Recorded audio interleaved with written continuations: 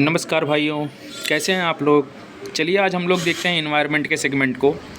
ये notes basically आपके राज Holkar sir का है, काफ़ी पॉपुलेटेड नोट्स है और हमको दिखा, हम सोचा कि इसको ही कवर कर लिया जाए, जो काफ़ी इंपॉर्टेंट चीज़ें इसमें हैं।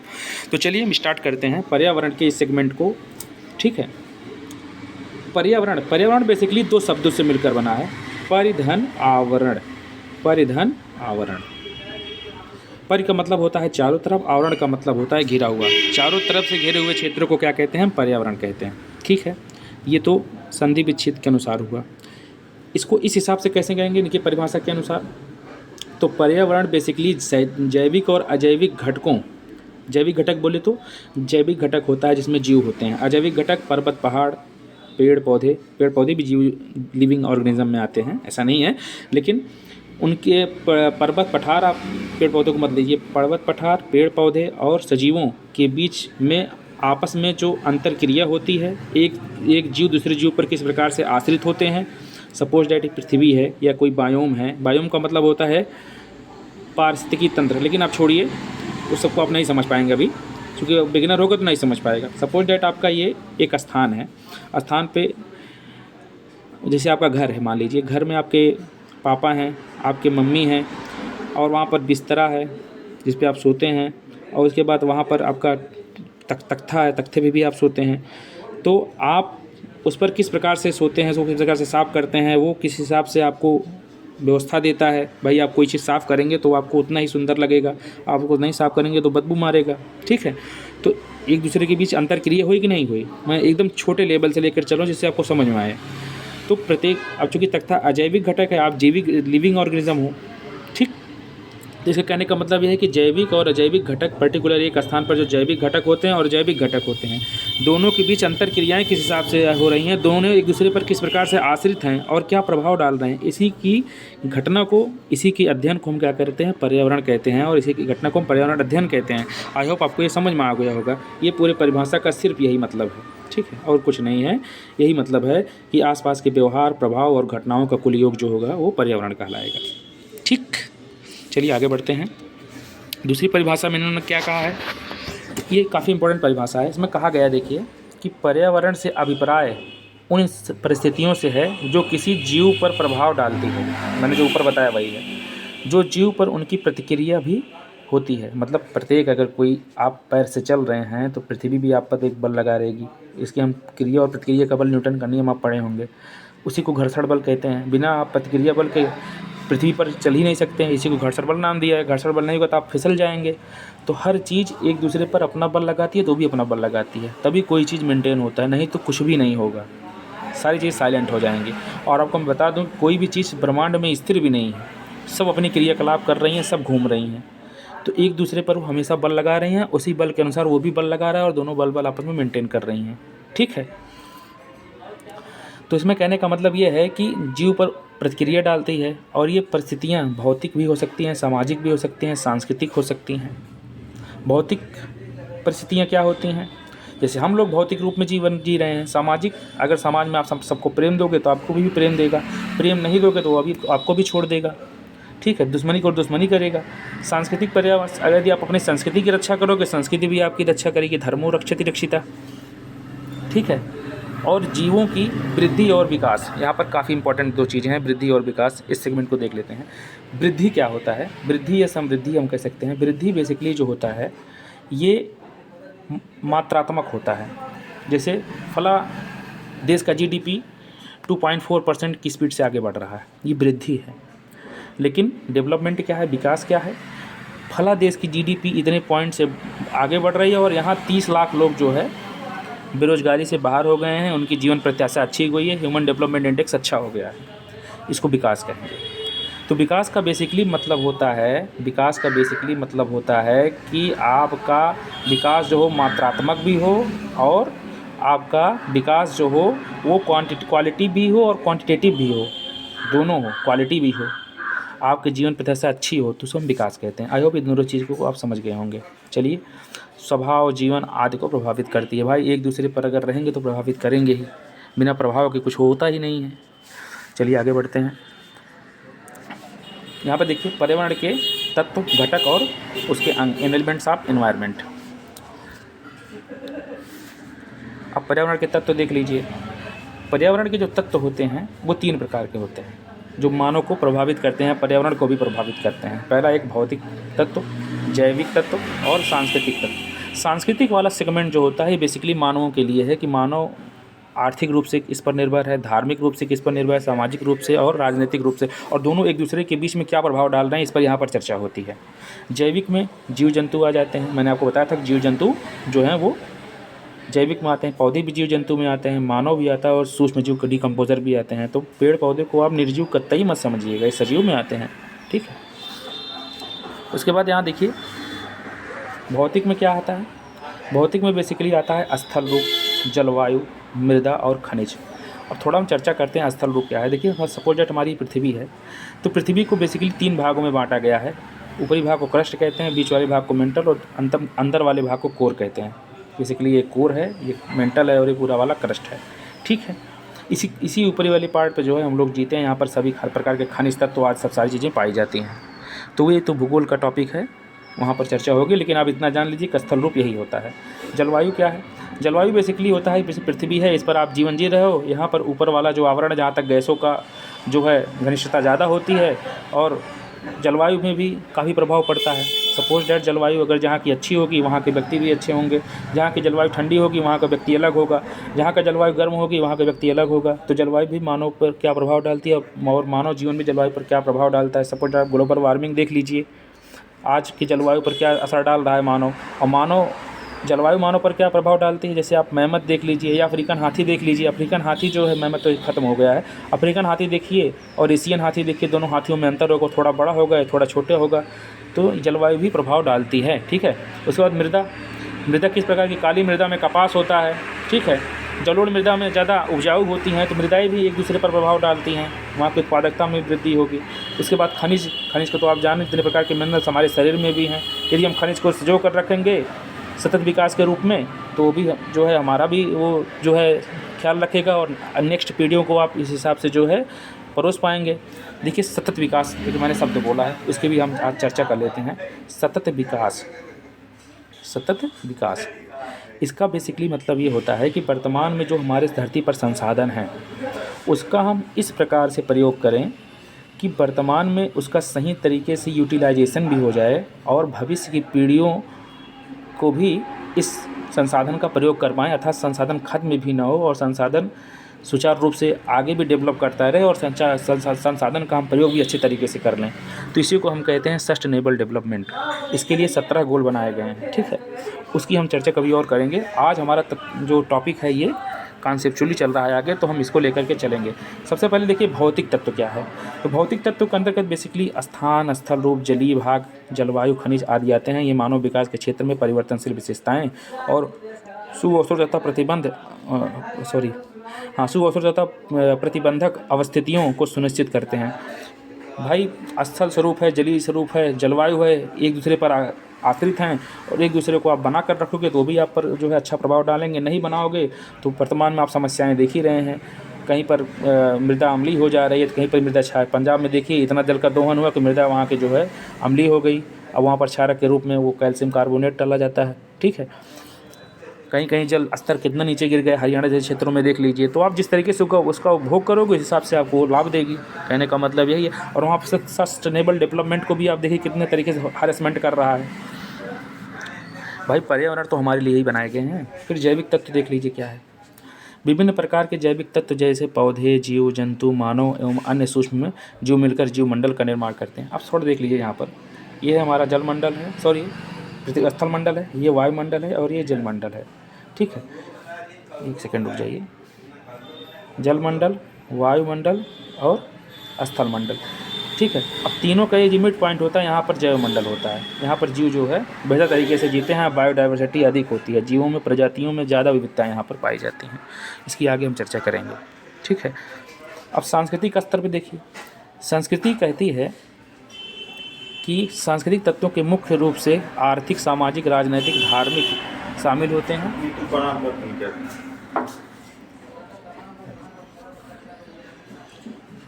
मेरे सांस्कृतिक तत्व क्या है, तो सांस्कृतिक तत्वों में मुख्य रूप से आर्थिक, सामाजिक, राजनीतिक, धार्मिक परंपराएं शामिल हैं। ये सब मिलकर सांस्कृतिक पर्यावरण की रचना करते हैं। ठीक है, सांस्कृतिक पर्यावरण की रचना करते हैं।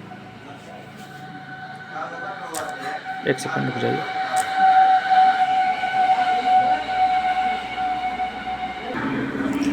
ठीक है, तो आगे भाई कोई आ गया था यार, इसी कारण दिक्कत हो रहा था। अब देखिए यहाँ पर पारिस्थितिक संगठन के विभिन्न प्रकार। देखिए पारिस्थितिकी होता क्या है। पर्यावरण का दूसरा नाम अगर हम शब्दों में कहते हैं तो पारिस्थितिकी कहते हैं। अब पारिस्थितिकी को साधारण शब्दों में परितंत्र बोलते हैं। तो जहाँ जहाँ मैं परितंत्र बोलूँगा आप समझ लीजिए कि वो मैं पारिस्थितिकी तंत्र की बात कर रहा हूँ। ठीक है, तो सबसे पहले देख लीजिए प्रजाति।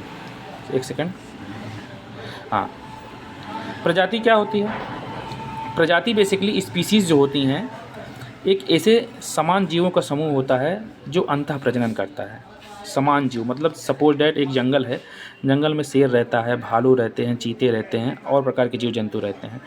तो प्रजाति जो होती है बेसिकली वो शेर की प्रजातियाँ अलग होती हैं। ठीक है, भालुओं की प्रजाति अलग होती है, हिरन की प्रजाति अलग होती है, चूहों की प्रजाति अलग होती है, मानव सपोज डैट मानव हो तो मानव की प्रजाति अलग होगी। तो इसी को हम स्पीसीज़ कहते हैं। बस इतना जानिए, और ज़्यादा समझेंगे तो दिक्कत होगा।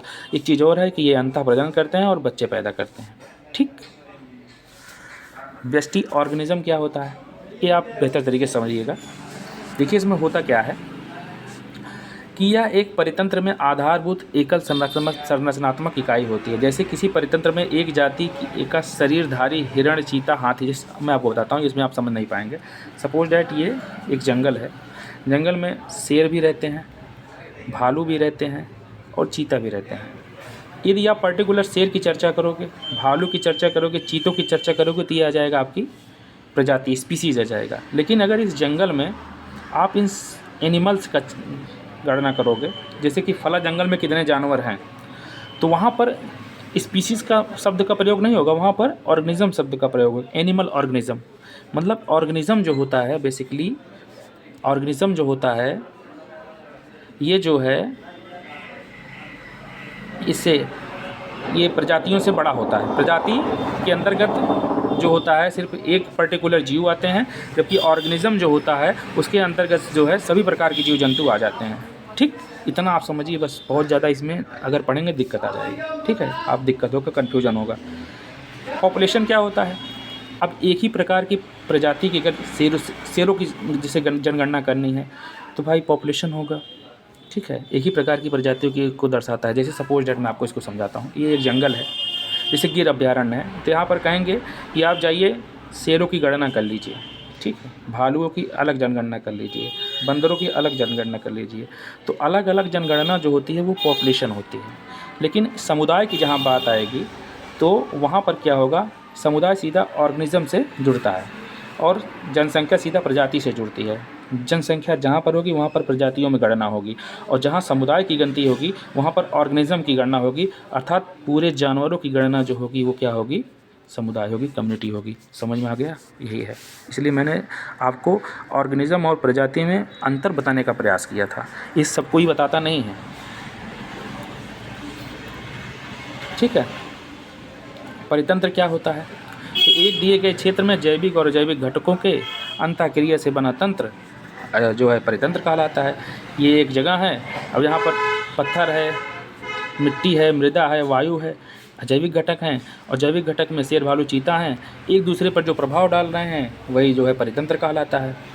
और यही परितंत्र जब बड़े जैसे देखिए ये परितंत्र है, यही परितंत्र जब बड़े आयाम पे हो, मतलब एक पूरे सपोज दैट जैसे भारत देश है, भारत देश में आप किसी ज़िले में रह रहे हो तो आपका क्या हुआ, वो परितंत्र हुआ। ठीक है, लेकिन अगर पूरे वो प्रदेश को ले लोगे तो क्या हो जाएगा, आपका बायोम हो जाएगा। अब आप समझ गए होंगे, वही है बायोम, बड़े क्षेत्र को बायोम कहते हैं। इकोटोन क्या होता है मैं आपको समझा देता हूँ एक सेकंड में। सपोज दैट एक परितंत्र ये है, एक परितंत्र एक है। अब परितंत्र को बड़ा लोगे तो बायोम हो जाएगा। ये परितंत्र देखिए यहाँ पर लिखा गया ना, एक सेकंड, यहाँ पर लिखा है परितंत्र या बायोम ना, बस वही चीज़ मैं आपको समझाना चाहता हूँ कि आपकी क्लियर होता हुआ चले सारी चीज़ें। एक परितंत्र ये है, एक परितंत्र ये है। तो यहाँ पर ए प्रकार के जीव रह रहे हैं, यहाँ पर बी प्रकार के जीव रहे हैं, लेकिन यहाँ पर ए और बी दोनों प्रकार के जीव रह रहे हैं।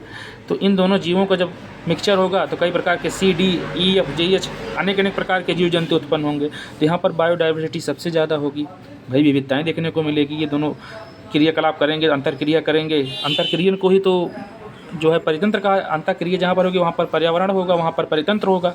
तो अंतःक्रिया जब करेंगे तो अलग अलग प्रकार के जीव जंतु उत्पन्न होंगे। तो वहाँ पर जो होगा क्या होगा, बायोडाइवर्सिटी ज़्यादा होगी, जैव विविधता ज़्यादा होगी।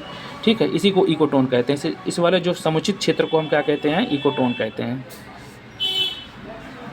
इसी को हम इकोटोन कहते हैं। ठीक है, चलिए आगे बढ़े।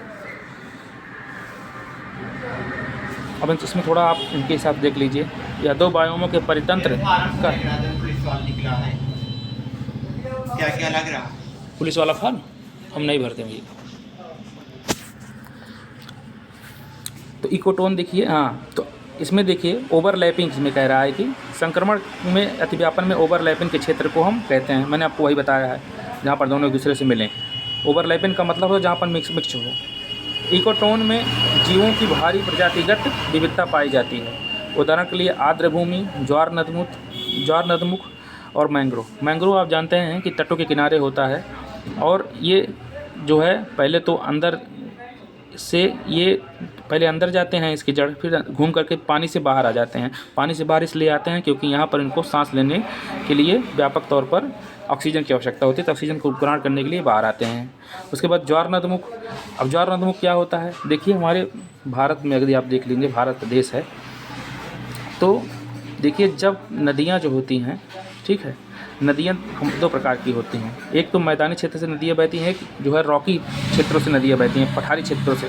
तो पठारी क्षेत्रों में नदियाँ कम काट पाती हैं। ठीक है, नदियाँ कम कटान कर पाती हैं।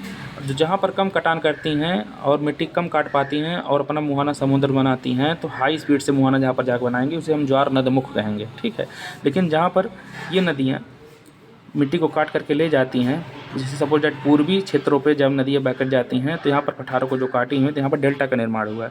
क्यों हुआ है, क्योंकि यहाँ पर अधिकांश में रॉकी चट्टानें नहीं थी। इस कारण जो है अपने साथ जो है ज़्यादा पैमाने पर ये मिट्टी काट कर ले गई और यहाँ पर डेल्टा का निर्माण कर लिया गया। तो यहाँ पर डेल्टा बना देती हैं, यहाँ पर जो है मिट्टियाँ नहीं काट पाती हैं। इस कारण जो है इनकी स्पीड यहाँ पर ज़्यादा होती है, तो यहाँ पर ज्वार नदमुख का निर्माण होता है। आर्द्र भूमि आप जानते हैं, जहाँ पर गीला दलदल स्थान हो, वर्ष भर जहाँ पर पानी ज़्यादा हो, वहाँ पर उसे आर्द्र भूमि कहते हैं। ठीक, चलिए आगे बढ़ते हैं। इकोटोन की विशेषताएं क्या क्या हैं। ये अत्यधिक चौड़े और अत्यधिक संकरे भी हो सकते हैं। ये दो या दो से अधिक परितंत्रों के संक्रमण स्थल अथवा तनाव के क्षेत्रों में होते हैं। इसमें कुछ जीव पाए जाते हैं जो दोनों आसन्न परितंत्रों से भिन्न होते हैं, भाई हाइब्रिड हो जाते हैं वो। इनमें निकटवर्ती परितंत्रों के सम्मिलित गुण पाए जाते हैं। ठीक है, दोनों परितंत्र के सम्मिलित गुण भी इसमें पाए जाएंगे, तो पाया ही जाएगा भाई। माता पिता से जो बच्चा उत्पन्न होगा तो उनमें दोनों के गुण होंगे। अब पूर्व प्रभाव क्या होता है, एज इफेक्ट इसको बोलते हैं इंग्लिश में। दो परितंत्र आपस में मिलते हैं तो वहाँ विशाल विविधताएं पाई जाती हैं। कभी कभी इकोटोन में कुछ प्रजातियों की संख्या और जनसंख्या घनत्व अन्य समुदायों की अपेक्षा बहुत अधिक हो जाता है, तो इसे हम कोर प्रभाव कहते हैं। मतलब ये कहने का मतलब ये है कि कुछ प्रजातियाँ ऐसी होती हैं जिनका घनत्व जो है अन्य समुदायों की अपेक्षा बहुत अधिक हो जाता है। जैसे सपोज दैट ए प्रकार और बी प्रकार दोनों ने अंतरक्रिया किया, सी और डी बना। सी और डी की जनसंख्या इतनी अधिक हो जाएगी कि वहाँ पर मेन जो ओरिजिनल प्रकार के जो जीव जंतु हैं उनकी जनसंख्या कम हो जाती है। तो इसी को हम कहते हैं कोर इफेक्ट या एज इफेक्ट। ठीक है, जनसंख्या घनत्व अन्य समुदायों की अपेक्षा अधिक हो जाती है, इसे हम कोर प्रभाव कहते हैं। ठीक, अब पारिस्थितिकी निके क्या होता है। निकेत का तात्पर्य होता है किसी प्रजाति या समस्त क्रियाकलापों और संबंधों के उस योग से है जिसके द्वारा यह प्रजाति अपनी उत्तरजीविता तथा जनन के लिए पर्यावास के संसाधनों का उपयोग करती है। यह एक सूक्ष्म निवास होता है जिसमें एक ही प्रकार के जाति निवास करती है। ठीक है, इसी प्रजाति की निकेत अद्वितीय होती है। इनका कहने का मतलब ये है, मैं आपको समझा देता हूँ। देखिए सपोज डैट ये आपका बायोम है या परितंत्र है। परितंत्र में सपोज डैट यदि ए प्रकार का जीव यहाँ पर रह रहा है तो ए निके ए हो गया। यहाँ पर एक प्रकार का परितंत्र हो रहा है बी, यहाँ पर एक प्रकार का निके है बी, यहाँ बी प्रकार के जीव रह रहे हैं, यहाँ पर एक सी प्रकार के निके बना है, यहाँ पर डी प्रकार का निके बना है। निके का मतलब होता है एक पर्टिकुलर स्थान किसी परितंत्र में, लेकिन इसमें होता क्या है कि यहाँ ए प्रकार का जीव रहेगा तो एक ही प्रकार का जीव रहेगा और इनकी क्रियाकलाप, इनकी रहने का खान पान, इनके बोलने चालने का तरीका एक ही प्रकार का होगा। ठीक है। ए में यदि ए के गुण और सी के गुण आपस में मिल जाएंगे तो दोनों में से एक खत्म हो जाएगा, या तब तक आपस में लड़ेंगे जब तक दोनों में से एक खत्म ना हो जाए, या तो दोनों एक हो जाएं। ठीक है, नहीं तो ये लड़ते रहेंगे। तो ऐसी स्थिति को हम क्या कहते हैं? निके कहते हैं। वही इसमें बताया गया है। यह एक ऐसा सूक्ष्म निवास होता है जिसमें एक ही प्रकार की जाति निवास करती है। किसी प्रजाति का निके अद्वितीय होता है। यदि दो प्रजातियों के निके एक समान हो जाते हैं तो एक दूसरे के साथ उस समय तक स्पर्धा होती रहती है जब तक एक प्रजाति विस्थापित ना हो जाए। मैंने आपको उतने में ही बता दिया था जो इसमें लिखा गया है। ठीक है, आगे बढ़ते हैं। अब यहाँ पर देखिए थोड़ा, ये पारिस्थितिक निके जो है ये पर्यावरण से भिन्न इसकी परिभाषा आ रही है। चूँकि हर प्रजातियाँ जो होती थी एक साथ रहती थी, एक दूसरे पर आश्रित होते थे, लेकिन यहाँ पर पर्टिकुलर ये बात कही गई है कि एक ही प्रकार की जो जीव जंतु होंगे वहीं वहाँ पर निवास करेंगे। मतलब एक तरीके से पारिस्थितिकी तंत्र के विपरीत कार्य कर रहा है। इसकी विचारधारा विपरीत है। आप थोड़ा समझने का प्रयास करिए। यहाँ पर कीस्टोन प्रजाति क्या होती है? इसको हम कुंजी प्रजाति कहते हैं। वह प्रजाति, इसको हाईएस्ट कंज्यूमर प्रजाति कहते हैं। सपोज दैट आपको पता होगा आपको हाल ही में कि नामीबिया से चीता लाया गया था। नामीबिया जो है अफ्रीका महाद्वीप में, वहाँ से चीता लाया गया। क्यों चीता लाया गया? हाईएस्ट कंज्यूमर यदि डिस्टर्बेंस हुआ तो समूचे पारिस्थितिकी तंत्र डिस्टर्बेंस हो जाएगी। सपोज दैट यदि आप मान लीजिए कि यदि यहाँ शेर मर जाए, शेर की प्रजातियाँ खत्म हो जाएँ, तो शेर को कौन खाएगा? शेर किसको खाता है? शेर किसको खाता है? शेर खाता है बकरी को। बकरी अब यहाँ पर ज़्यादा हो जाएंगी या खरगोश ज़्यादा हो जाएंगे। जब बकरी और खरगोश ज़्यादा हो जाएंगे तो जो यहाँ पर घास वगैरह होगा उसको खा लेगा, घास को ख़त्म कर देगा। जब घास खत्म हो जाएगा तो छोटे छोटे जीव जंतु जो हैं वो भी खत्म होने लगेंगे, और जब घास खत्म होगा धीरे धीरे बकरी भी खत्म हो जाएगी, और जब बकरी खत्म हो जाएगी तो डिकम्पोजर भी खत्म हो जाएंगे, क्योंकि वो खाने के लिए आगे बचेगा ही नहीं।